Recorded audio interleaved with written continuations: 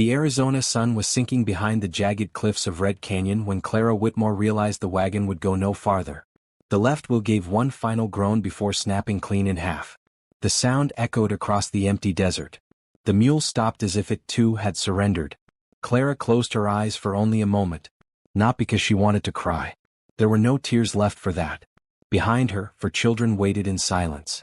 Emma, 14 years old and already carrying more responsibility than any child should, climbed down from the wagon first. Mother. Clara looked at the broken wheel before forcing a tired smile. It's all right. It wasn't. Noah, 11, examined the axle with surprising seriousness. We can't fix this without new timber. I know. Little Lily hugged her rag doll tightly while 5-year-old Ben rubbed his sleepy eyes. Are we there yet? Clara wished she could answer yes. Instead, she looked toward the endless stretch of rocky hills. We're closer than yesterday. It wasn't exactly a lie. After losing their small ranch outside Tucson to 3 years of relentless drought, Clara had sold everything she owned. Furniture, tools, even her late husband's silver pocket watch. Every coin had gone toward this journey. She had heard stories of fertile land near Red Canyon. A place where streams still flowed beneath the cliffs. A place where a hard-working family could begin again. Now, with a broken wagon nearly 20 miles from the nearest settlement, hope felt farther away than ever. A sudden gust of wind swept across the desert. Sand curled through the air like smoke. Emma looked toward the western horizon. Mother. Clara followed her gaze. Dark clouds of dust were rising above the canyon walls. Not rain. A desert storm. The old traders called them red devils. Fast. Blinding. Merciless.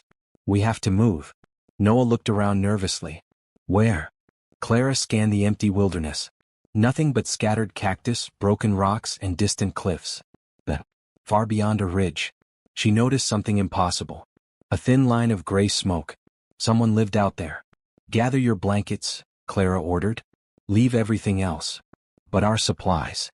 We can replace supplies. She looked each child in the eye. I can't replace you. Within minutes they were walking. Emma carried Ben. Noah struggled with the water canteen. Lily stumbled through loose sand beside her mother. The wind grew stronger. Tiny grains struck their faces like needles. Soon the sky turned orange. The world disappeared behind swirling dust. Ben buried his face against Emma's shoulder. I'm scared. Emma kissed the top of his head. I know. Clara kept moving. One step. Then another. She refused to stop. Not after surviving widowhood. Not after burying her husband. Not after watching drought steal everything they owned. The storm would not take her children too. A shape slowly emerged through the dust. A cabin. Built from thick pine logs. Its chimney released a steady stream of smoke. Clara hurried toward the porch. She knocked. No answer. She knocked again. Still nothing. Then the heavy wooden door opened. A tall man stood in the doorway. He looked as though he had been carved from the canyon itself. Broad shoulders. Weathered buckskin coat. Gray stubble covered his jaw. A revolver rested low on his hip. His steel-blue eyes studied every member of the family without speaking. Finally he said, You've got about 2 minutes before that storm buries this trail. His voice was calm. Like someone who had learned long ago not to waste words. Clara lifted her chin. My children need shelter. The man looked beyond them toward the approaching wall of dust. Then back at the children. Ben was shivering. Lily's cheeks were streaked with sand. Emma stood protectively between the stranger and her siblings. Noah clenched a walking stick as though ready to defend them all. The stranger stepped aside. Come in. No questions. No bargain. Just 3 simple words. Warm air greeted them inside. The cabin smelled of cedar wood and coffee. A fire crackled in a stone fireplace. Shelves overflowed with dried herbs, canned vegetables, leather-bound books, and neatly stacked tools. Everything had its place. The man quietly shut the door as the storm slammed into the cabin. The walls trembled. Sand rattled against the windows. Ben jumped. The stranger placed another log on the fire. You'll be safe here. Only then did Clara notice the framed photograph resting above the fireplace. A smiling woman. A little boy no older than 7. The picture was old. Dust covered the frame. Yet someone had cleaned only the faces. The stranger noticed where she was looking. His expression hardened. My name is Silas Boone. Clara Whitmore. He nodded once. The children introduced themselves quietly. Silas disappeared into another room. Moments later he returned carrying a kettle of stew. He handed bowls to every child before serving himself last. Ben devoured his meal in seconds. Silas silently pushed half of his own bowl toward the boy. Growing boys eat more. Ben smiled shyly. Thank you, mister. Silas simply nodded. Emma watched him carefully. When the younger children weren't looking, she whispered to Clara. Can we trust him? Clara didn't know. Everything about him suggested danger. The scars on his hands. The revolver. The hunting rifle leaning beside the fireplace. Yet nothing in his eyes frightened her. Only loneliness. As darkness settled outside, the storm showed no sign of ending. Wind screamed through the canyon. Branches scraped across the roof. Silas placed extra blankets beside the fireplace. The children can sleep here. And you? I've slept in worse places. He settled into a wooden chair near the front window instead. Always facing outside. Always watching. Hours passed. The younger children drifted to sleep. Emma eventually leaned against the wall, exhausted. Only Clara remained awake. She found Silas quietly cleaning an old silver badge. Its edges were worn. The engraved star barely visible. Before she could read the words, he slipped it into his pocket. You've been alone here a long time. Silas stared into the fire. Long enough. You have family? His answer came after a long silence. Not anymore. Clara nodded. She understood that kind of silence. No more questions were needed. Near midnight, a horse whinnied outside. Silas froze. His hand immediately found the rifle. He extinguished the lantern with one quick motion. The cabin fell into darkness. What is it? Clara whispered. Silas slowly pulled back one corner of the curtain. 3 riders stood on a distant ridge, barely visible through the fading storm, watching the cabin. Not passing by. Watching. One rider wore a long black duster coat. Even from this distance, Silas recognized him. For the first time that evening, the calm mountain man's face changed. Not fear. Recognition. A dangerous kind. His jaw tightened. His eyes never left the ridge. Finally, he spoke so quietly Clara almost didn't hear him. They finally found me. Outside. The riders turned their horses toward the cabin and began the slow ride through the darkness. The 3 riders stopped just beyond the edge of the firelight. They didn't speak. They didn't move.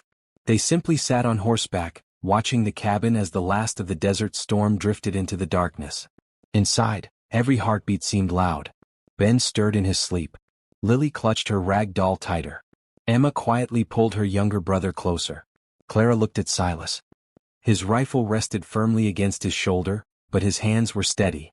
Not the hands of a frightened man. The hands of someone who had faced danger before.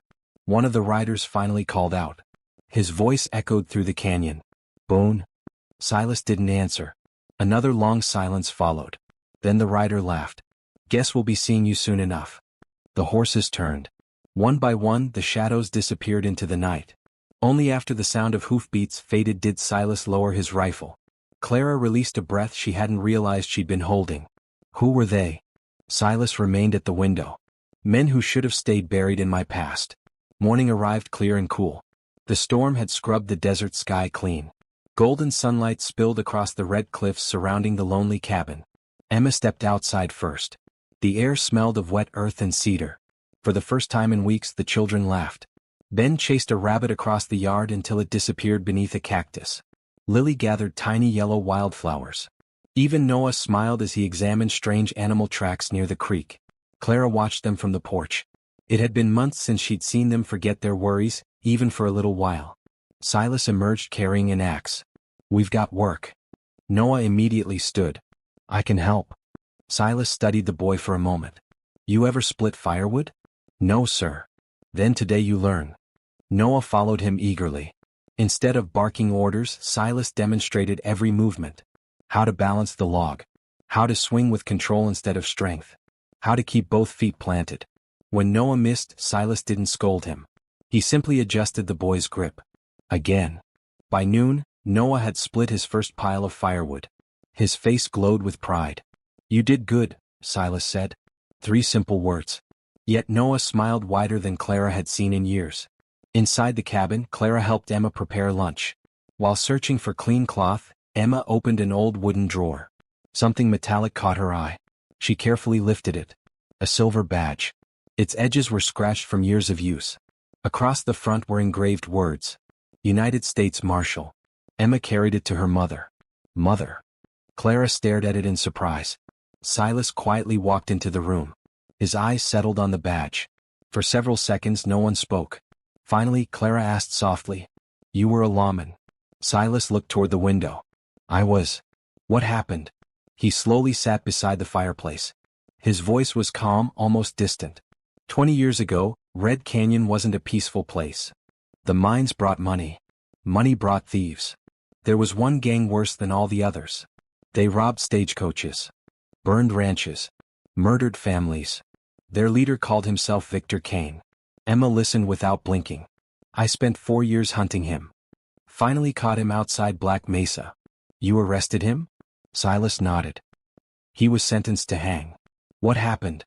"He escaped." The room fell silent. Clara suddenly understood. "The riders? They work for Kane." Silas nodded once.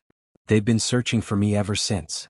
That afternoon, Clara walked outside carrying a basket of washed clothes. She found Silas repairing the broken fence surrounding a small vegetable garden. "You could have told us." He kept hammering nails. "I didn't want your children frightened. They deserve the truth." "So do you." Silas rested both hands on the fence post. "I don't regret arresting Kane. I regret surviving when better men didn't." His words carried no anger, only guilt. Clara understood that feeling too well. Some grief never truly left. It simply became quieter. She handed him a fresh canteen of water. "Our wagon can't be repaired?" Silas shook his head. "The axle's ruined. The nearest town is 2 days away. And those men? They'll be watching every road." Clara's heart sank. "So we're trapped. For now." Over the next 3 days the cabin slowly changed. Laughter returned. Emma helped organize Silas's dusty books. She discovered he owned novels, history books, even collections of poetry. "You read these?" "When winter lasts 6 months," he answered. "Books become good company." Lily planted flowers outside the porch. Ben followed Silas everywhere. "Can I help? Can I carry that? Can I feed the chickens?"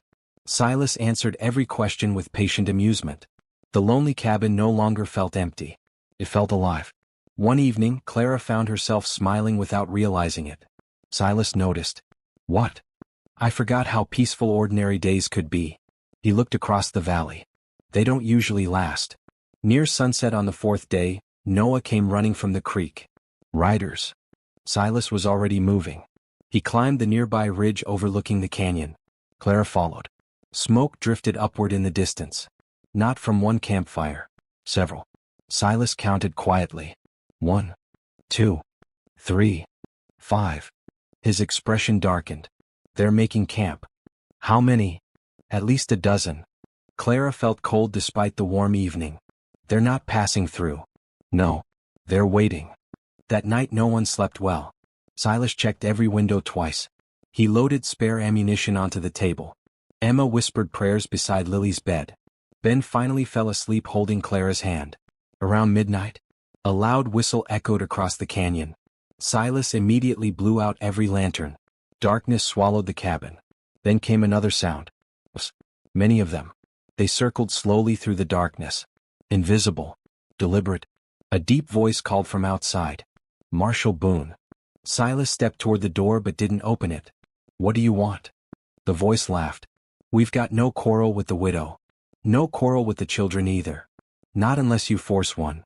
Clara's stomach tightened. The stranger continued. "Walk out alone by sunrise. And your guests live. If you don't." A long pause followed. "We burn the cabin." Silence settled over Red Canyon once again. Only the crackling fire could be heard inside. Emma looked at Silas. Noah gripped the old hunting knife with trembling hands. Ben began to cry softly. Clara stepped closer to Silas. "What are you going to do?" Silas stared into the flames. His answer came quietly. "I won't let innocent people die because of me." Clara understood exactly what he meant. He intended to surrender. Outside, hidden among the rocks, more than a dozen armed riders waited patiently for dawn. Dawn had not yet reached Red Canyon. The cabin sat in silence beneath a sky filled with fading stars. Inside no one slept. Silas Boone quietly buckled on his gun belt. He checked the revolver that had served him through years of chasing outlaws. Then he reached for his old martial badge. He stared at it for a long moment before placing it inside his coat pocket. Clara watched from across the room. "So you've made your decision?" Silas nodded. "If I walk out alone, they'll leave you and the children." "You believe that?" His silence answered the question. "No, you didn't. But they'll take you. They've been trying for 20 years. Clara stepped closer. "You once told me good people shouldn't pay for evil men's choices." Silas looked at her. "This is different." "No." She shook her head firmly. "It isn't. You protected my family when you had no reason to. I'm not letting you die because you showed us kindness." For the first time since they met, Silas smiled. A tired, almost forgotten smile. "You've always been stubborn." "So I've been told." Emma stepped forward. "We're staying." "No," Silas replied. "If shooting starts." "We're a family now." Emma's voice never wavered. "Families don't leave people behind." Noah nodded. "So do I." Even little Ben whispered, "I don't want you to go." Silas looked at each of them. For years he had believed he was alone. Now, he realized he wasn't. As the first rays of sunlight touched the canyon walls, Clara unfolded an old map she had discovered inside one of Silas's books. It showed the surrounding cliffs, creeks, old trails, and something else. An abandoned silver mine. Silas immediately recognized it. "I haven't been inside there in years." Clara pointed toward the narrow canyon leading to the entrance. "How stable is it?" "Mostly collapsed." She smiled. "Exactly." Silas slowly understood what she was thinking. "You want to lure Cain inside." "Not all the way. Just enough." He stared at her in disbelief. "That's dangerous." "So is surrender." Emma leaned over the map. "I can ride one of the horses through the lower trail." "They'll chase me." Noah grinned. "And I'll release the pack mules." Silas frowned. "The noise will pull the rest of them into the canyon." Clara nodded. "And once they're inside." She tapped the edge of the map. "Gravity finishes the fight." Silas looked from one determined face to another. For years he had planned battles alone. This one, he would fight beside a family. Victor Cain arrived shortly after sunrise.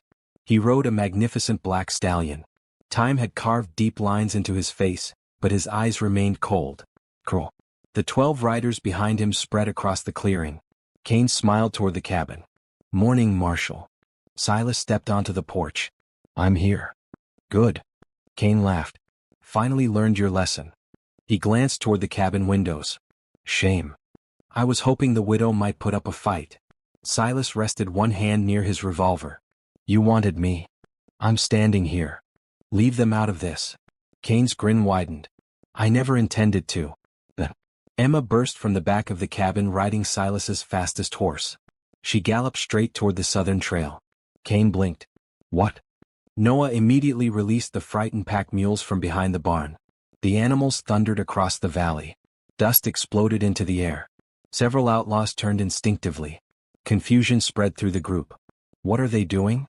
Cain shouted. "After the girl?" 4 riders chased Emma toward the canyon. The others followed the stampeding mules. Exactly as Clara had hoped. Within seconds, the outlaw gang was scattered. Silas mounted his horse. Now, he and Clara raced toward the abandoned mine. Cain saw them. "After Boone." The remaining riders thundered behind. The chase echoed through Red Canyon. Hooves pounded across ancient stone. Loose rocks tumbled from steep cliffs. Emma reached the narrow canyon first. She disappeared safely through a hidden trail Silas had shown her the night before. The outlaws never noticed. They remained focused on Silas. Exactly where Clara wanted them. The entrance to the abandoned mine appeared ahead. A narrow passage between towering rock walls. Silas rode inside. Clara followed. Behind them, Cain laughed. "They're trapped." The outlaws charged into the canyon. That was their mistake. Noah, already waiting high above the cliffs, pulled free the final wooden support holding back a massive pile of loose boulders. For one endless heartbeat, nothing happened. Then, the mountain moved. A deafening roar exploded across the canyon. Huge rocks crashed down the steep walls. Dust swallowed everything. Horses screamed. Men shouted in panic. The narrow entrance collapsed behind them. Several riders escaped. Most didn't. The remaining outlaws found themselves trapped beneath fallen stone. Weapons scattered across the ground. Victor Cain stumbled from his horse. Bloody. Furious. He drew his revolver. You ruined everything. He fired. The bullet struck Silas across the shoulder. Silas staggered backward. His revolver fell into the dust. Kane smiled. This ends now. He raised the pistol again. Before he could fire, a loud crack echoed through the canyon. Clara had swung a heavy mining pick straight into Kane's wrist. The revolver flew into the rocks. Kane roared with pain. He lunged toward her. Clara stood her ground. Years of hardship, years of protecting her children, had taught her one lesson. Fear could never be stronger than love. She struck again. The wooden handle slammed across Kane's chest. He stumbled backward. Silas tackled him before he could recover. The two men crashed onto the rocky ground. Unlike their first encounter years ago, Silas wasn't fighting alone. Noah rushed forward with a length of rope. Emma arrived moments later. Together they pinned Kane's arms. Silas secured the knots tightly. The outlaw leader struggled, then stopped. For the first time in decades, Victor Kane had nowhere left to run.